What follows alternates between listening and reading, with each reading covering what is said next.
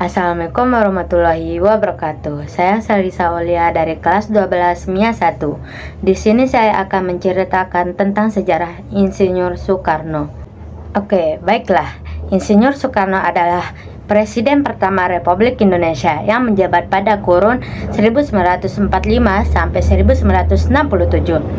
Ia adalah seorang tokoh perjuangan yang berperan penting dalam memerdekakan bangsa Indonesia kolonialisme Belanda. Bersama Muhammad Hatta, ia memproklamasikan kemerdekaan Indonesia pada tanggal 17 Agustus 1945.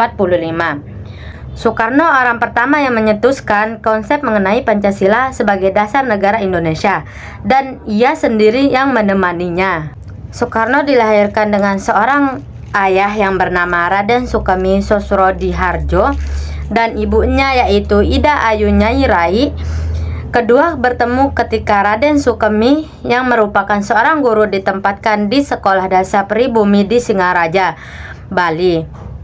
Nyoma Rai merupakan keturunan bangsawan dari Bali dan beragama Hindu, sedangkan Raden Sukemi sendiri beragama Islam.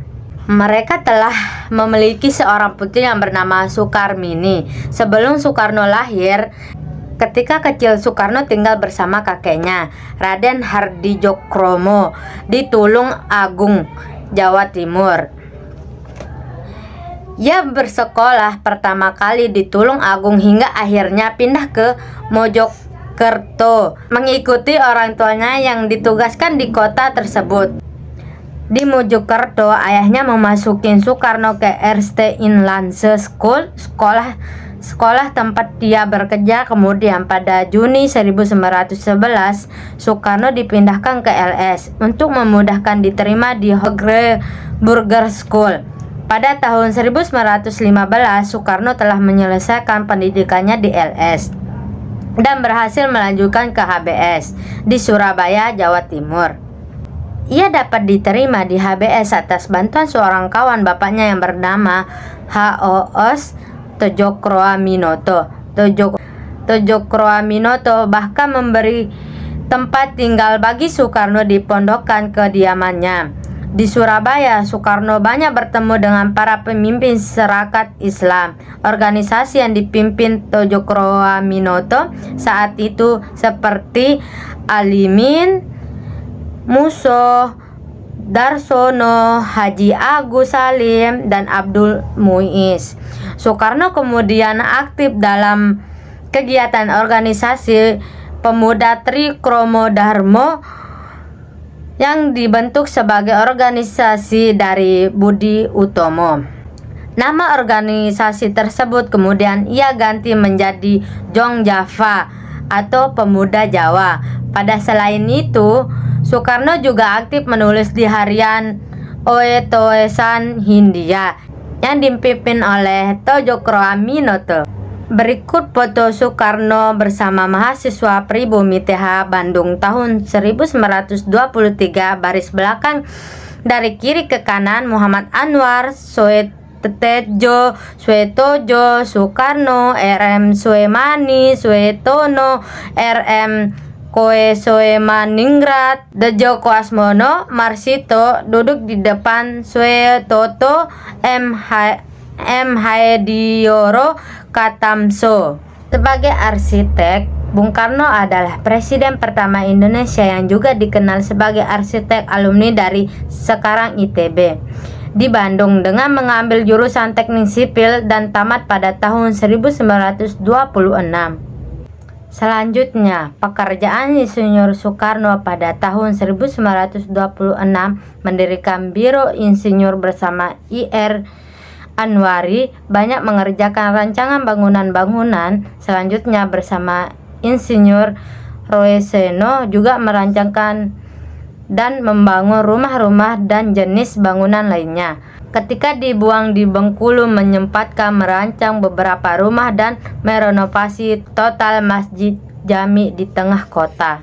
Tamat HBS Surabaya bulan Juli 1921 bersama Djoko Asmo, rekan satu angkatan di HBS. Soekarno melanjutkan ke sekarang ITB di Bandung dengan mengambilkan jurusan Teknik Sipil pada tahun 1921. Setelah 2 bulan meninggalkan kuliah, tetapi pada tahun 1922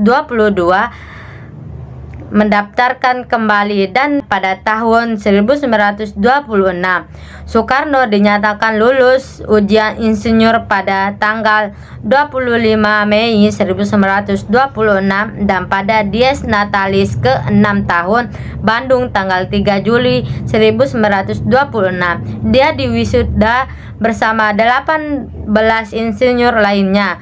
Prof. Jascop Kilai selaku ketua fakultas pada saat itu menyatakan, terutama penting peristiwa itu bagi kita karena ada di antara 3 orang insinyur orang Jawa, mereka adalah Soekarno, Anwari, dan Suetojo. Selain itu ada seorang lagi dari Minahasa, yaitu Johannes Alexander Henricius Ondang.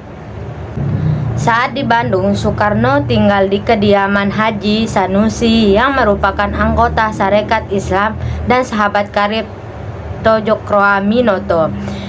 Di sana ia berinteraksi dengan Ki Hajar Dewantara, Djipto Mangkusumo, dan Dr. Doesdeker yang saat itu merupakan pemimpinan organisasi Nasional Insiche Partij. Sebagai arsitek, Bung Karno adalah presiden pertama Indonesia yang juga dikenal sebagai arsitek alumni dari sekarang ITB di Bandung dengan mengambil jurusan Teknik Sipil dan tamat pada tahun 1926.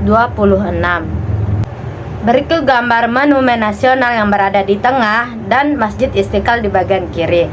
2 bangunan yang dipengaruhi oleh pemikiran Soekarno. Semasa menjabat sebagai presiden, ada beberapa karya arsitektur yang dipengaruhi oleh Soekarno. Juga perjalanan secara maraton dari bulan Mei sampai bulan Juli pada tahun 1956 ke negara-negara Amerika Serikat, Kanada, Italia, Jerman Barat, dan Swiss. Membuat cakrawala alam pikir, Soekarno semakin kaya dalam menata Indonesia secara holistik dan menampilkan sebagai negara yang baru merdeka. Soekarno membidik Jakarta sebagai wajah Indonesia terkait beberapa kegiatan berskala internasional yang diadakan di kota itu. Namun juga merencanakan sebagai kota sejak awal yang diharapkan sebagai pusat pemerintahan pada masa datang. Beberapa karya dipengaruhi oleh Soekarno atau atas perintah dari koordinasinya dengan beberapa arsitek seperti Fredrik Silaban dan R.M. Soedarsono. Dibantu beberapa arsitek junior untuk visualisasi, beberapa desain arsitektural juga dibuat melalui sayembara. Tahun 1955, Insinyur Soekarno menaikkan ibadah haji ke Tanah Suci, dan sebagai seorang arsitek, Soekarno tergerak memberikan sumbangan ide arsitektural kepada pemerintah Arab Saudi agar membuat bangunan untuk melakukan sa'i menjadi 2 jalur dalam bangunan 2 lantai. Pemerintah Arab Saudi akhirnya melakukan renovasi Masjidil Haram secara besar-besaran pada tahun 1966, termasuk pembuatan lantai bertingkat bagi umat yang melaksanakan sa'i menjadi 2 jalur dan lantai bertingkat untuk melakukan tawaf. Rancangan Skema Tata Ruang Kota Palangkaraya yang diresmikan. Baik, itu saja dari saya menceritakan tentang Insinyur Soekarno. Terima kasih. Assalamualaikum warahmatullahi wabarakatuh.